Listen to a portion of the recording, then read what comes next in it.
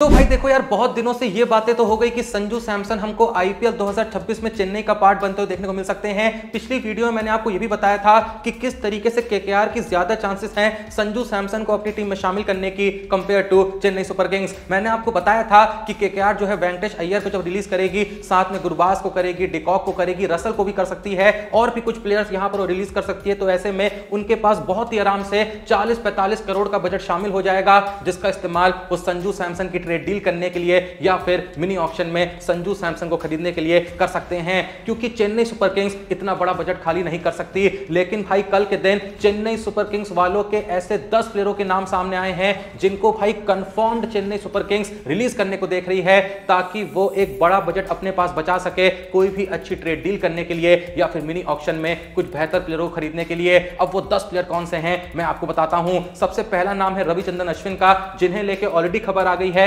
जिन्होंने Chennai Super Kings को ये कन्वे कर दिया है भाई मेरे को रिलीज कर दो।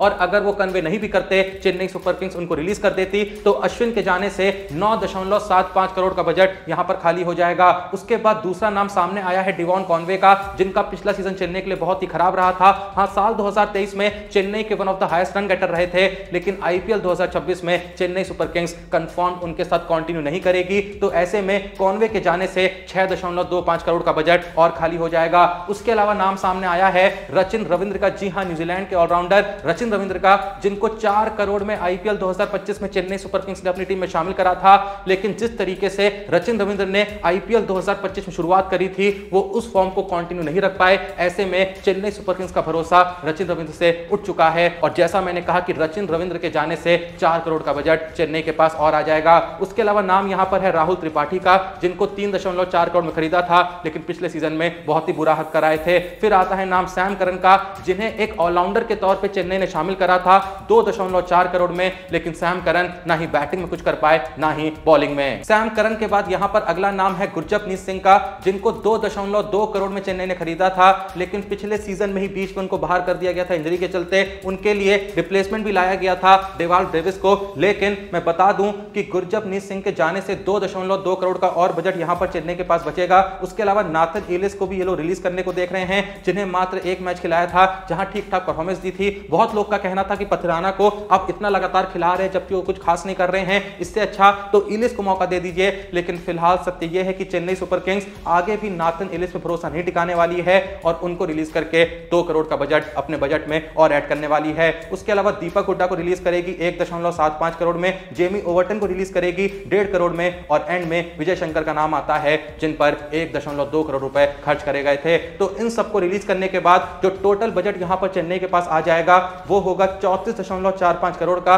उसके अलावा कुछ और छुटके मुटके प्लेयर रिलीज करे तो कुल मिला के हम मान सकते हैं कि 40 करोड़ के बजट के साथ चेन्नई सुपर किंग्स जो है मिनी ऑक्शन में उतरेगी, अगर वो अपने बजट का इस्तेमाल कोई ट्रेड डील करने के लिए नहीं करती है। इससे आगे बढ़े तो भाई देखो, ये जो ट्रेड डील का माहौल चल रहा है, अगर आप इस पूरे कॉन्सेप्ट को नहीं समझते हैं तो कल के दिन एक आर्टिकल सामने आता है आईपीएल वालों की तरफ से, जहां पर पूरे तरीके से इस चीज को क्लियर करा गया है कि आखिर ये जो ट्रेड डील होती है होती कैसे है, किस किस तरीके की ट्रेड डील हो सकती है, ट्रेड विंडो आखिर क्या होता है। तो पूरा जो आर्टिकल है वो मैं आपको अच्छे से हिंदी में समझाता हूं। इसमें लिखा है कि इंडियन प्रीमियर लीग का मजा सिर्फ मैचेस तक लिमिटेड नहीं है। ऑक्शन के पहले और बाद का ट्रेड विंडो भी फैंस के लिए काफी एक्साइटिंग होता है। ये वो समय होता है जब फ्रेंचाइजेस अपने प्लेयर्स को दूसरी टीम्स के साथ ट्रेड कर सकती हैं, या तो ऑल कैश डील में या फिर प्लेयर टू प्लेयर स्वैप के थ्रू। इसके बाद इस आर्टिकल में समझाया है कि आखिर आईपीएल ट्रेड क्या होता है। ट्रेड विंडो एक फिक्स्ड पीरियड होता है जब टीम्स अपने प्लेयर्स को छोड़कर अपनी टीम की नीड्स के हिसाब से नए प्लेयर्स ला सकती है। इससे उनके ऑक्शन की स्ट्रेटेजी और सीजन की प्रिपरेशन दोनों स्ट्रांग होती हैं।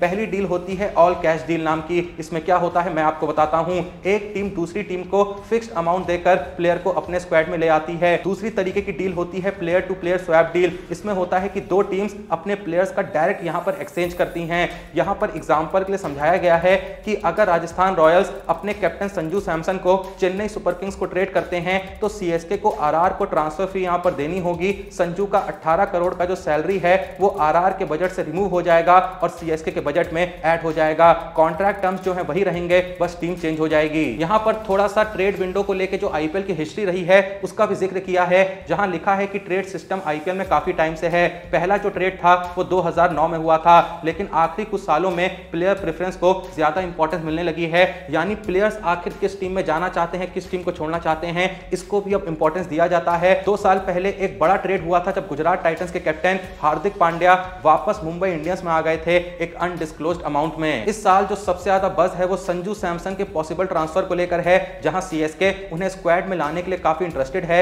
जैसे जैसे सीजन करीब आएगा और भी बड़े नाम सामने आ सकते हैं। बाकी मैं बता दूं कि कल के दिन ऐसे 5 ट्रेड रूमर सामने आए हैं जिन्हें लेके कहा जा रहा है कि कंफर्म भाई इन प्लेयरों की तो ट्रेड होके रहेगी। पहली जो ट्रेड रूमर है आपको पता ही है वो है संजू और चेन्नई सुपर किंग्स वाली, जहां पे माना जा रहा है कि चेन्नई सुपर किंग्स पूरा एड़ी का जोर लगा देगी संजू सैमसन को आईपीएल 2026 में अपनी टीम में शामिल करने के लिए। दूसरा ट्रेड रूमर है अश्विन का राजस्थान को लेके। जैसा कि हमें ऑलरेडी पता है कि अश्विन ने सीएसके को ऑलरेडी कन्वे कर दिया है कि मेरे को रिलीज कर दीजिए, मैं आपके साथ अब कंटिन्यू नहीं कर पाऊंगा। जबकि सत्य यह है कि चेन्नई वाले खुद ही अश्विन को रिलीज करना चाहते हैं क्योंकि आईपीएल 2025 बहुत ही बेकार रही थी। बस ऐसी इमेज बनाई जा रही है अश्विन की ताकि अश्विन थोड़ा सा आगे भी खेल सकें। अगर चेन्नई अश्विन को रिलीज करती तो थोड़ा सा अश्विन का नाम खराब होता, उनका अमाउंट जो है काफी नीचे आ जाता। लेकिन अश्विन ने उनसे कहा होगा भैया मार्केट में ऐसी खबर फैला दीजिए कि आप मेरे को रिलीज नहीं कर रहे हैं, मैंने आपसे कहा है खुद को रिलीज करने के लिए। ऐसा कहीं होता है क्या? अश्विन ने ऐसा करा क्या था कि भाई चेन्नई सुपर किंग्स वाले अश्विन से यहां पर हाथ जोड़ के कहते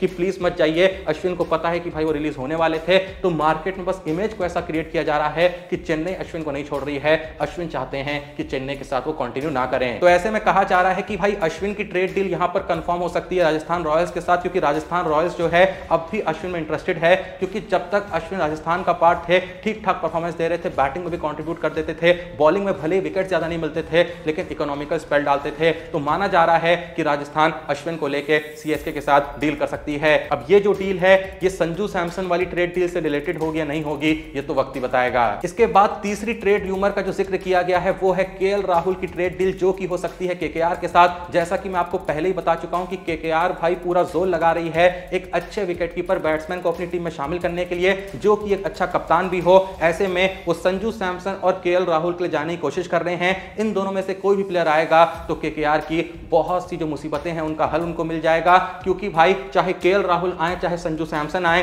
ये दोनों ही ऐसे प्लेयर्स हैं जिनके आने से एक अच्छा विकेटकीपर बैट्समैन मिलेगा जो कि इंडियन भी होगा और साथ में एक अच्छा कैप्टेंसी ऑप्शन ही मिलेगा। और केकेआर को सच में एक अच्छा विकेटकीपर बैट्समैन चाहिए। पिछले सीजन में गुरबाज और डिकॉक थे, दोनों ही बहुत इनकंसिस्टेंट थे और कैप्टन भी रहाणे को बनाया था अय्यर के जाने के बाद, लेकिन रहाणे की कैप्टेंसी में केकेआर ने पॉइंट्स टेबल पे 8वीं पोजीशन पे कंप्लीट करा था। तो ऐसे में केएल राहुल या संजू सैमसन जो भी आएंगे भाई ये केकेआर में आके एक साथ कई प्रॉब्लम्स का सॉल्यूशंस देंगे। बात करें चौथी डील की तो वो है भाई वेंकटेश अय्यर की डील। इस डील को लेके भी काफी बस चल रहा है कि भाई वेंकटेश अय्यर आरसीबी में जा सकते हैं, क्योंकि ये तो कंफर्म है कि केकेआर वेंकटेश अय्यर को रिलीज करेगी। क्योंकि भाई लगभग 24 करोड़ रुपए उन्होंने वेंकटेश अय्यर पे खर्च कर दिए थे, 23.75 करोड़ रुपए। लेकिन वेंकटेश अय्यर का पिछला सीजन बहुत ही खराब रहा था, तो केकेआर फिर से इतनी बड़ी रकम जो है अय्यर पे खर्च नहीं करेगी, क्योंकि केकेआर को बजट चाहिए एक अच्छे विकेटकीपर बैट्समैन के लिए और एक अच्छे फ्यूचर कैप्टन के लिए। और भाई वेंकटेश अय्यर में इंटरेस्टेड है आरसीबी। मैंने पहले भी कहा था कि जब आईपीएल 2025 से पहले मेगा ऑक्शन हुआ था जहां केकेआर ने